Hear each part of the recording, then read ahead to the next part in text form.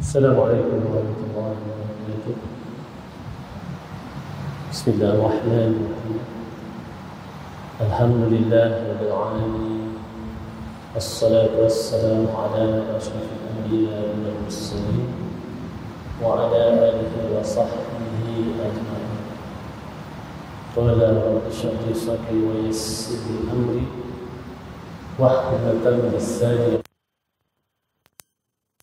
Tapi dahulu marilah kita sama-sama memanjatkan setinggi-tinggi kesyukuran. Alhamdulillah, pada tengah hari yang mulia ini kita dapat bersama-sama untuk solat jemaat, dan sebelum itu kita dalam kurang 30 minit kita akan berkongsi sedikit ilmu dalam majlis takrifah yang bertajuk selama ini ialah termakan harta pusaka secara batin. Tuan-tuan, sebenarnya saya merasa teruja saya datang di sini, duduk di hadapan ni. Sebenarnya masjid ini sangat nostalgia bagi saya. Nama saya Sofian bin Arsyad, pernah terlibat dalam peringkat awal pembinaan masjid. Saya pernah bekerja di Yayasan Al-Bukhari. Jadi sangat nostalgia bagi saya lah dan teruja. Pada petang ini saya datang sebagai penceramah. Sebelum ini saya sebagai pekerja di sini, dan alhamdulillah setelah 10 tahun saya terjun dalam bidang pewarisan harta dan pengurusan harta pusaka. Jadi hari ini saya akan kongsi sedikit ilmu bagaimana pengurusan harta pusaka boleh menyebabkan waris-waris ataupun orang-orang yang terlibat dalam pengurusan harta pusaka ni akan makan harta secara batin. A'udzubillahi minasyaitonir rajim. Wa la ta'kulu amwalakum bainakum bil batil wa tudlu biha ila al-hukam وَتُدْلُوا بِهَا إِلَى الْحُكَامِ لِتَأْكُلُوا فَرِيقًا مِنْ أَمْوَالِ النَّاسِ بِالْإِثْمِ وَأَنْتُمْ تَعْلَمُونَ. Artinya, dan janganlah sebagian kamu memakan harta sebagian yang lain di antara kamu dengan jalan yang batil, dan janganlah kamu membawa pula urusan harta itu kepada hakim supaya kamu dapat memakan sebahagian daripada harta benda itu dengan jalan berbuat dosa, padahal kamu mengetahui. Ayat Al-Baqarah 188. Tuan-tuan, diberitakan kepada kita bahawa harta pusaka yang tidak dapat diuruskan di Malaysia ni telah pun mencecah lebih 70 bilion. Sebahagian besarnya adalah harta orang Islam kita. Masalahnya, apabila harta pusaka ini tidak diuruskan dengan baik, terlalu banyak kesan. Pertamanya dari segi ekonomi. Kita ada lebih kurang 1 juta gerai tanah yang masih lagi berstatus atau nama dalam gerai itu nama si mati, yang belum bertukar nama, belum berpindah milik. Tak jauh dari kita ni lah, di Kampung Baru, di Kampung Baru ni tuan-tuan, kita ada kes 1 lot tanah sudah mencecah waris-warisnya berjumlah lebih 300 orang waris. Contoh, apa kata Rasulullah? Pelajari ilmu faraid kata Rasulullah, dan adalah ia kepada manusia. Sesungguhnya aku adalah manusia yang akan digegar, akan diwafatkan, dan sesungguhnya ilmu tersebut akan digenggam, akan dicabut. Dan nanti akan timbul fitnah-fitnah, sehingga akan tiba masanya apabila 2 orang berselisih mengenai pembahagian harta pusaka. 2 orang. Ya, bukan 300 kata. Tadi saya sebut 300 orang. Rasulullah kata apabila 2 orang ya bersisih dengan pembagian harta pusaka, tidak ada orang yang dapat. Tidak ada orang yang akan dapat menyelesaikan antara kedua itu. Inilah di zaman kita. Ya, orang telah mula lupa ya. Macam mana nak bagi harta pusaka mengikut hukum dan undang-undang. Bagi ikut suka hati. Ya. Sedangkan kita ada hukum dan undang-undang. Ya, apabila berlaku saja kematian, tuan-tuan akan ingat. Kalau semasa hidupnya tanah yang kita miliki, contohnya tanah itu nama ayah kita, ya, ataupun tanah itu namanya mak kita, sebaik saja berlaku kematian, tuan-tuan kena ingat, ya, sebaik saja berlaku kematian, tanah itu bukan lagi milik ayah kita, bukan lagi milik mak kita. Dah jadi arwah dah, bukan lagi milik arwah, tuan-tuan. Ini kena ingat asas ilmu faraid. Itu sebabnya faraid ini mana apa tuan-tuan faraid? Antara maknanya berpindah berpindah milikannya daripada si mati kepada waris-waris yang berhak di bawah hukum faraid. Secara otomatik. Ya. Sebab kita belajar ilmu faraid ini, ya, belajar ilmu faraid fardu kifayah.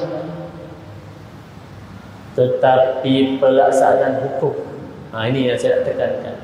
Pelaksanaan hukum faraid itu adalah fardu ain. Sebab faraid itu telah pun ditentukan bahagian masing-masing, tuan-tuan. Berlaku saja kematian, waris-waris telah pun ditetapkan bahagian mereka masing-masing. Dalam surah An-Nisa ayat 11, ayat 12, ayat 176 dijelaskan secara qat'i, ya, secara jelas bahagian masing-masing.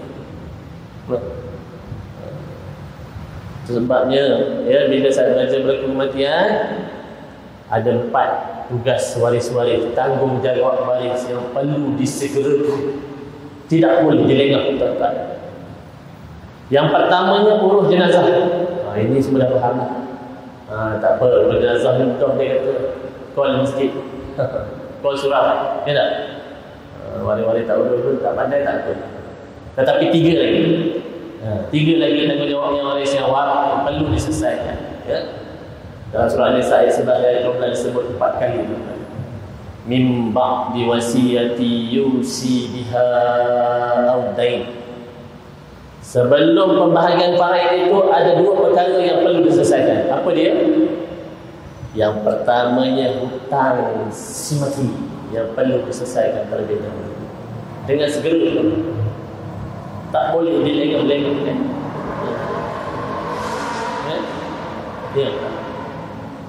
Yang keduanya, ya, kalau si mati dia ada meninggalkan wasiat, selesaikan wasiatnya dengan segera. Adalah wasiat yang tak semua wasiat perlu diselesaikan, ya. Tapi nanti kita bincang dalam kuliah lain lah, ya. Ya, wasiat ni ada wasiat yang wajib, ada wasiat yang tak wajib dilaksanakan. Tapi ini adalah tanggungjawab waris, ya. Jadi bila selesai selesai wasiat si mati, ada baki harta yang wajib difaraidkan. Ya.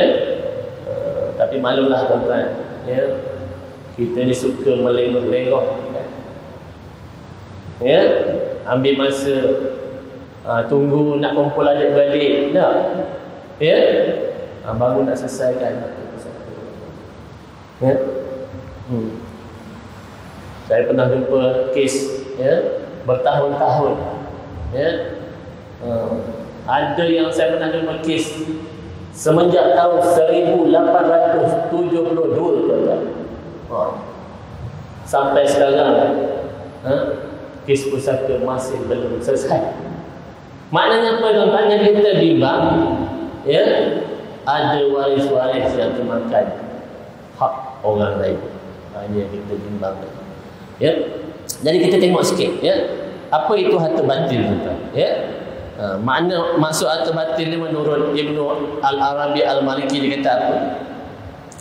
Apa sahaja yang tidak halal menurut syarak seperti riba, garar dan seumpamanya yang tiada satu faedah dan manfaat buat Islam. Apa kata Imam Qurtubi? Ya, Imam Qurtubi kata masukkan apa?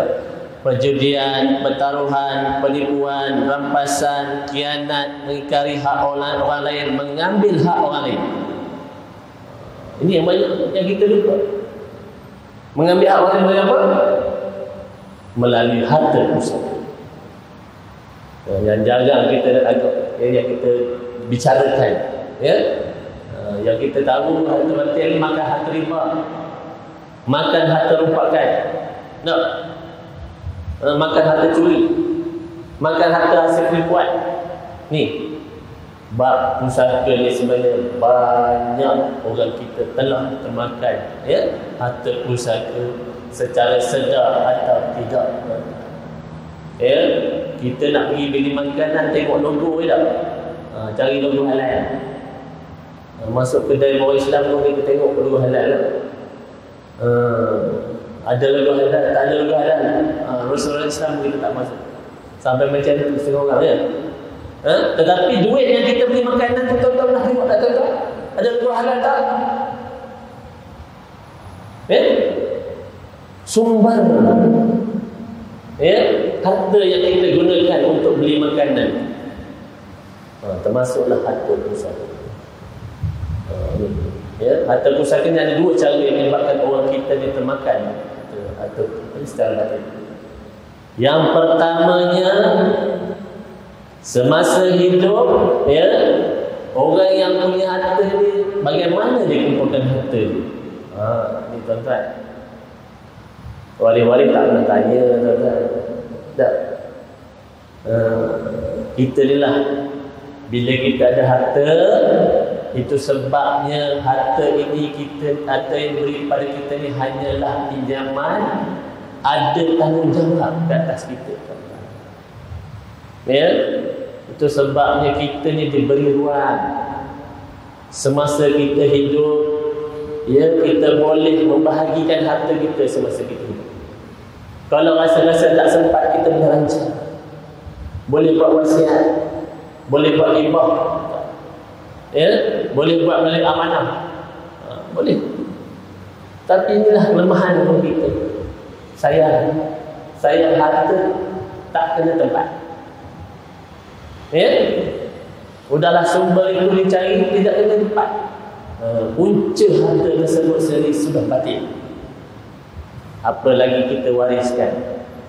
Ya, dari segi hukumnya, ya, harta yang tidak patuh syariat, harta yang kita kumpul secara batil ini tidak boleh difaraikan hukumnya. Ya, harta yang tidak patuh syariat tidak boleh difaraikan, tidak boleh diwariskan. Ya, tidak boleh dizakat, tidak boleh disedekah. Ini harta batil, harta yang tidak patuh syariat. Kalau ikut hukumnya apa kita buat? Satu tempat. Ya, harta batil atau harta tidak patuh syariah ni hanya kita boleh, ya, bagi kepada baitul mal ataupun untuk tujuan maslahah umum. Ini yang perlu kita ambil perhatian. Ya, sumber harta itu sendiri sudah batil.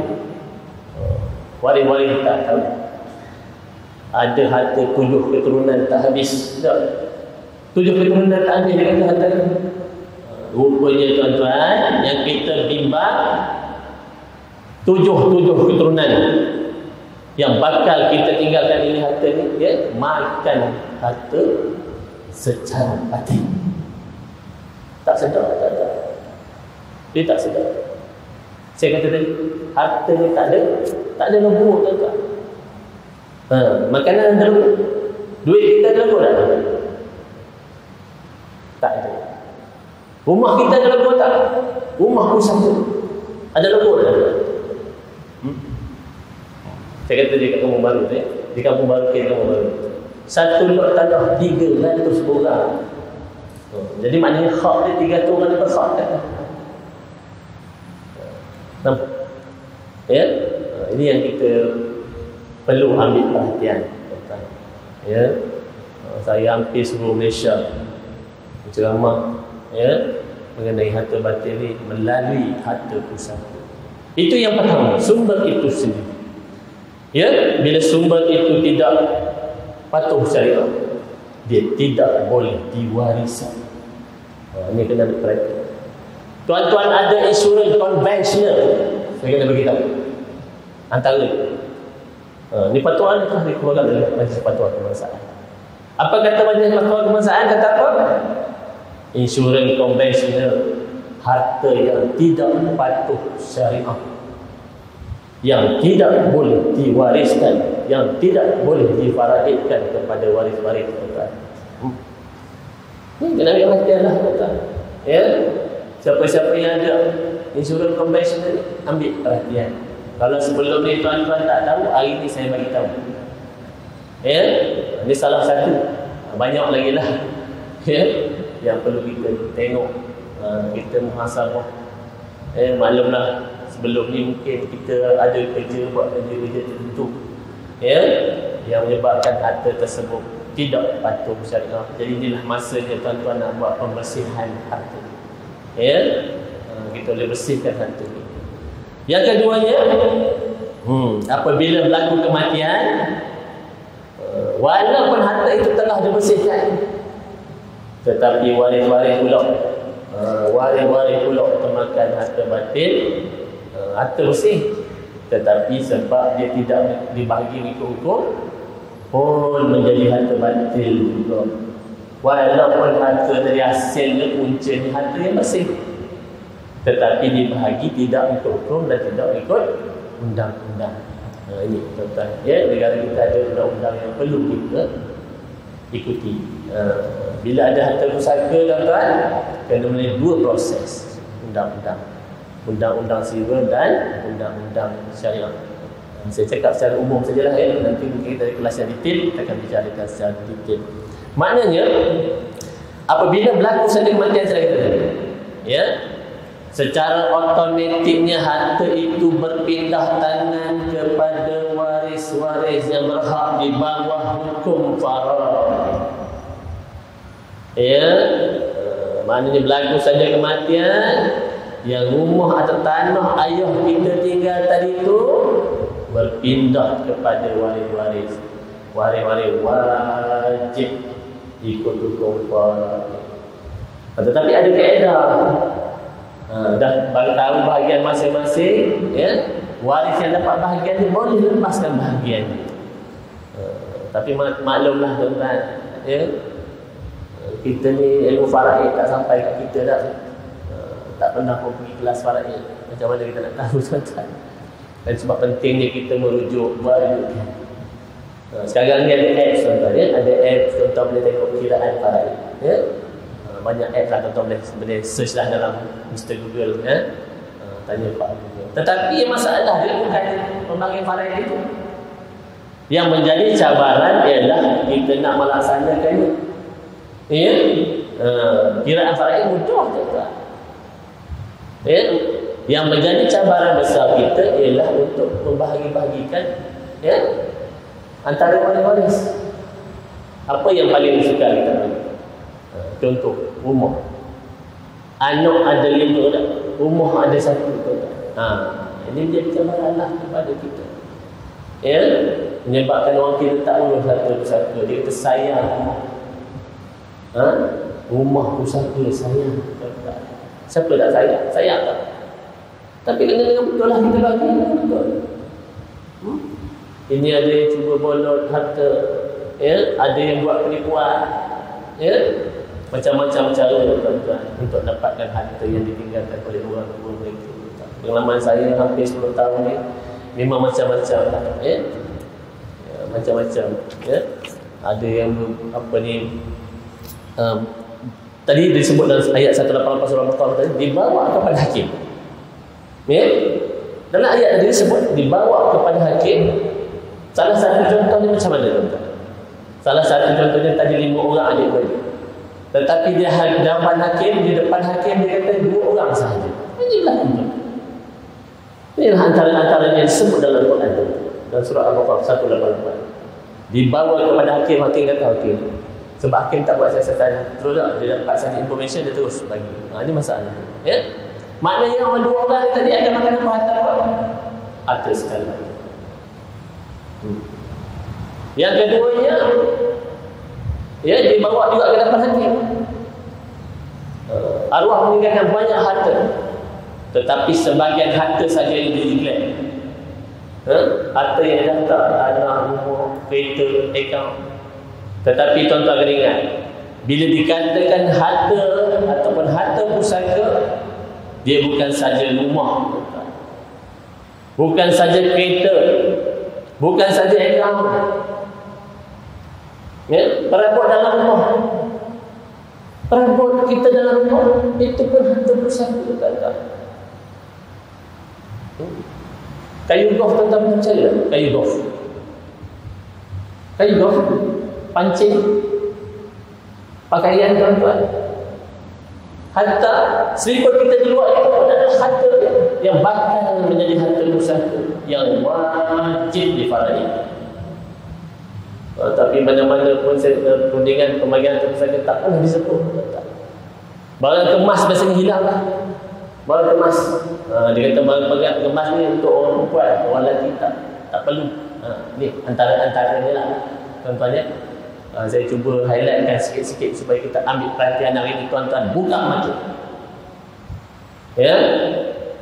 Tuan-tuan ada harta, kita ada harta pada hari ini, tanggungjawab kepada kita. Kita akan disoal. Itu sebab orang banyak harta ni, dia masuk surga lambat. Orang yang banyak harta lambat masuk surga.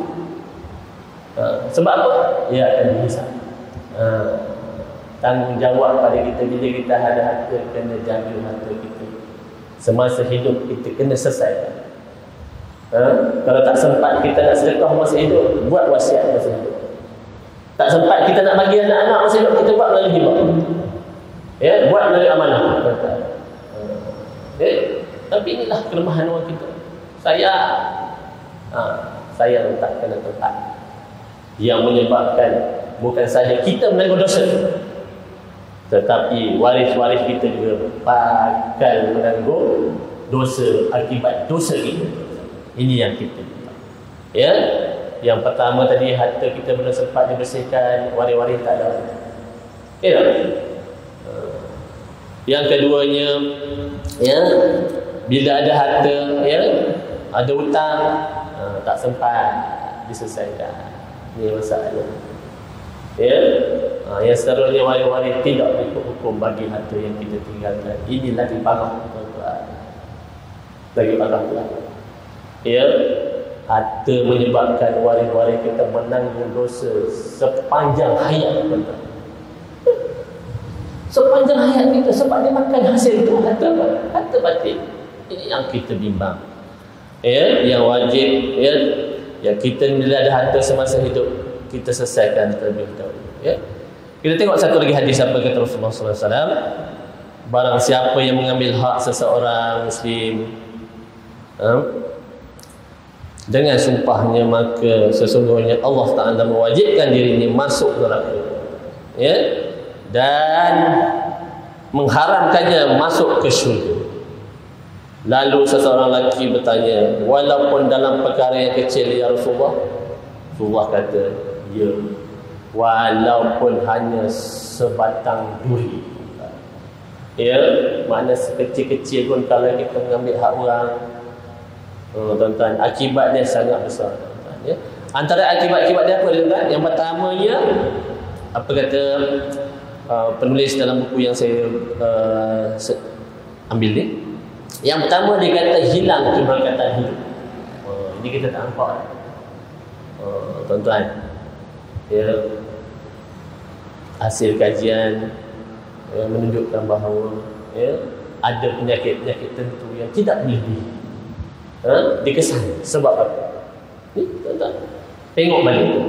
Ya, kalau ada anak-anak yang kena penyakit yang tidak dapat dikesan punca ni, ya, hilang keberkatan dalam hidup kerana makan harta pusaka secara batil. Tuan-tuan sendiri. Ya.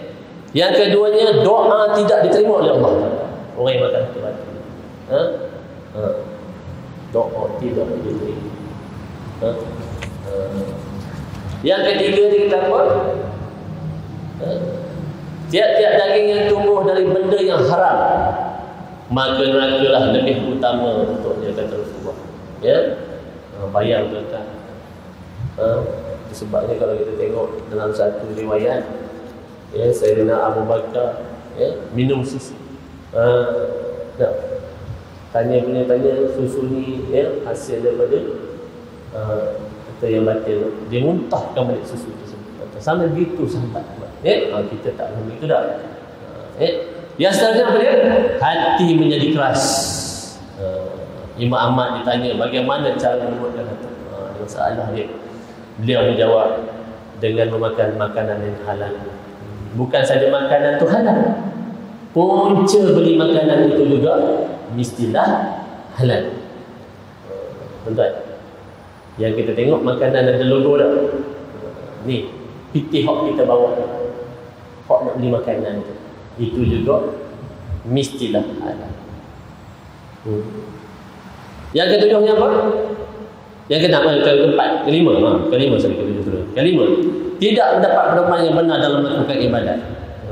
Ini juga sebab mengapa setiap ibadat dilakukan tidak merasa iman. Sebab puncanya tadi, darah daging yang kita ada pada hari ini sudah tercemar. Tercemar oleh apa? Tercemar oleh harta yang batil yang masuk ke dalam tubuh kita. Yang keenam, ibadat tidak diterima atau tidak dimakbulkan. Parah tuan-tuan kita ni, tuan-tuan. Ya, akibat makan harta batil, tuan-tuan datang semayang, pergi haji, puasa, segala-gala ibadat tuan-tuan ni tidak akan diterima, tuan-tuan. Ni yang kita ni alpa, ya, lebih-lebih lagi dalam bab harta pusaka. Ya, jadi kena tengoklah tuan-tuan, ya. Maklumlah, nak urus harta pusaka ni memang menjadi cabaran yang sangat besar. Ya, bukan mudah, tuan-tuan. Rasulullah sebut tadi, ya, akan tiba masanya dua orang apabila bertelagah mengenai harta pusaka, tidak ada orang yang dapat menyelesaikan antara itu. Pengalaman kami, tuan-tuan, sebagai guru runding ni, ya, saya dah hampir 10 tahun, memang sangat suka. Ya? Saya dah jumpa dah 2 orang ni, masalah 2 orang ni saya sendiri dah jumpa. 2 orang tu susah kita nak selesaikan, apa lagi 300 orang yang saya sebutkan itu. Ya, pula tu dah selesai, dah nak runding pula tu, ambil masa sampai 50 tahun. Daripada tarikh permohonan 50 tahun kemudian baru selesai pusaka dia. Ada kes 50 tahun ambil masa nak urus satu pusaka. Ya, ini masalah banyak berlaku. Ya tak? Bila kita ada harta, tuan-tuan, kena ingat, ya, rancang dengan segera lah. Ya, jangan tunggu-tunggu. Ya, banyak masalah, tuan-tuan, dalam pengalaman kita sebenarnya bila nak urus pusaka ni. Pertamanya waris hilang. Macam mana, tuan-tuan? Sebabnya kita masih hidup dalam rancang. Waris hilang akal. Tiba-tiba hilang akal. Susah tu.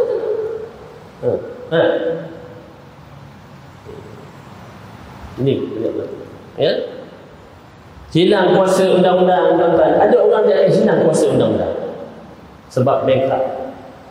Tuan-tuan, di bawah undang-undang, tuan jaga-jaga. Kalau ada waris yang bankrupt, masalah. Ya, waris tidak setuju, berlaku penipuan, waris bolok harta, ada waris 18, umur bawah 18 tahun. Semua ini menimbulkan masalah dalam pembagian harta pusaka. Waris tak faham, banyaklah. Tuan-tuan, saya nak beritahu pada hari ini bahawa dalam pengalaman saya sendiri, orang kita ni masih tak faham banyak sangat mengenai hukum. Salah satunya wasiat. Hamba dah buat wasiat dah, dia kata. Apa masalah lagi? Oh, dia kata macam tu. Tuan-tuan, saya nak beritahu. Apa kata tuan? Fala wasiata li waris, kata tuan. Fala wasiata li waris. Tiada wasiat untuk waris-waris, tetapi orang kita sebahagian besar masih lagi berwasiat kepada waris-waris. Waris-waris sudah apa? Sudah ada apa? Waris-waris sudah ada hak melalui hukum Quran. Ini jelas tentang yang saya tekankan dalam banyak ceramah saya. Ya, saya nak ulang-ulang banyak kali. Ya, bila berlaku saja kematian, tuan-tuan dan perhatian. Ya, secara automatiknya si mati hilang hak. Itu sebabnya kata bila berlaku kematian, ya, orang yang mati tak boleh buat apa-apa, kata. Kecuali 3 dah. Tak payah sebut banyak ceramah saya menyampaikan. Ya. Banyak orang kita bila berlaku kematian, ya. Dia kata nak ikut faraid, sedangkan ilmu faraid pun dia tak belajar. Ya tak? Sebab saya kata tadi, walaupun kita dah tahu bahagian faraid, kita panggil ada satu kaedah dia tak harus boleh lepaskan dia. Tapi maklumlah, yang banyaknya lepaskan juga tuan-tuan. Dia lepaskan gerak. This is the time dia kata nak lepaskan gerak. Dulu masa mak ayah ada tak sempat. Ya. Kita tuan-tuan, masa pun dah time dah, ya.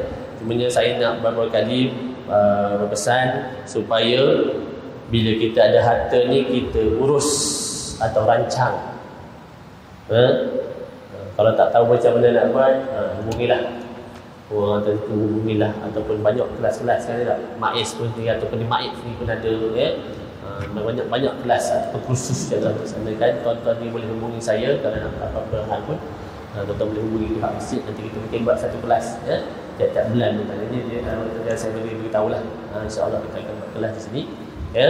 Saya sendiri akan hadir insyaAllah. Cumanya, ya, bila ada harta pusaka, ini pun ingat. Tadi ada harta, itu harta, kita selesaikan harta semasa kita. Bila orang ni, ada orang tua kita mati ataupun orang yang pemilik harta ini mati, orang yang hidup menjadi tanggungjawab dia selesaikan pusaka dengan segera. Kena tahulah undang-undang. Bukan boleh bagi-bagi saja, ya. Kena melalui proses undang-undang. Kena pergi amanah raya, kena pergi pejabat besar kecil, ada yang kena pergi mahkamah tinggi sivil. Kena buat, ya. Waris-waris kena uruskan dengan segera. Yang bab hutang ni, ya. Hutang si mati tadi tu, hutang si mati selesaikan, ya. Orang dah mati tak boleh buat apa, tuan-tuan. Itu sebab saya pesan sangat banyak-banyak kan, tuan-tuan, termasuk diri saya. Ayah kita dah mati tak boleh buat apa-apa, tuan-tuan. Ayah kita ada hutang, kita tanggungjawab untuk selesaikan hutang itu. Orang tua kita dah kirakan harta, tanggungjawab kita selesaikan harta. Ini kita pula makan harta arwah ayah kita, tapi hutang ayah kita tak selesaikan lagi. Ini antara-antaranya yang kita perlu ambil perhatian. Ya, ingat orang yang pergi kata, ya, waris-waris ni kalau kita tak buat apa-apa, tuan-tuan tanggung, ya, semua waris ni bakal menanggung dosa, dosa sepanjang hayat, tuan-tuan. Harta pusaka kita makan dengan rakus, ya, tanpa mengira halal dan haram, ya. Wala ta'kulu, wa ta'kulu natura sa'atlan lamma, ya. Sedangkan kamu makan harta pusaka dengan cara, ya, mencampur baur yang halal dan haram. Ini yang masalah, ya. Jadi kita ambil perhatianlah, ya. Bila kita dah harta, urutkan harta dan rancang harta. Bila ada harta pusaka, kita selesaikan dengan segera, ya. Jangan tengok-tengok yang kita bimbangnya, ya, harta orang tua kita banyak, dengan sebab kita tak uruskan, tak selesaikan pusaka dia, Memanglah harta 7 keturunan tak habis tuan-tuan. Ya, masalahnya 7 keturunan pakal makan harta mati. Ya, jadi saya mohon maaf banyak-banyak tuan-tuan. Ya, pada hari ini masa yang agak singkat ni, ya. Sebenarnya kalau kita nak mengaji ilmu faraid ni, ya, dia sangat luas. Ya, sangat luas tuan-tuan. Tak apalah dalam masa singkat ni semua peringatan untuk diri saya dan tuan-tuan. Ya, balik nanti kita jangan lengah-lengah. Tak ada orang yang akan terlepas tuan-tuan. Belajar ilmu faraid itu fardu kifayah, laksana hukum faraid itu fardu ain. Mana semua individu kita ni wajib mengenali hukum faraid. Ya, satu ilmu yang pertama yang bakal diangkat oleh Allah, ya, yang perlu kita ambil perhatian. Berlaku saja kematian, faraid first. Ya, kita belajarlah. Jadi saya mohon maaf sekali lagi, yang mana itu datang pada Allah. Ya, segala kesilapan dan kekhilafan daripada saya mohon maaf banyak-banyak tuan-tuan. Maklumlah saya ni bukanlah pandai mana sangat pun, ya, cuma belajar sedikit ilmu. Ya, walaupun dalam apa ni berusaha atau usahakan hampir 10 tahun dah. Ya, banyak kes yang saya sendiri libat. Yang pengalaman-pengalaman inilah yang saya kongsikan dengan tuan-tuan. Kalau saya diberi kesempatan di sini, insya-Allah kita akan mengadakan kelas, ya. Kita buat waktu maghrib insya-Allah, kita buat kelas faraid insya-Allah, ya. Jadi dengan itu saya sudahi dengan wabillahi taufiq wal hidayah. Assalamualaikum warahmatullahi wabarakatuh.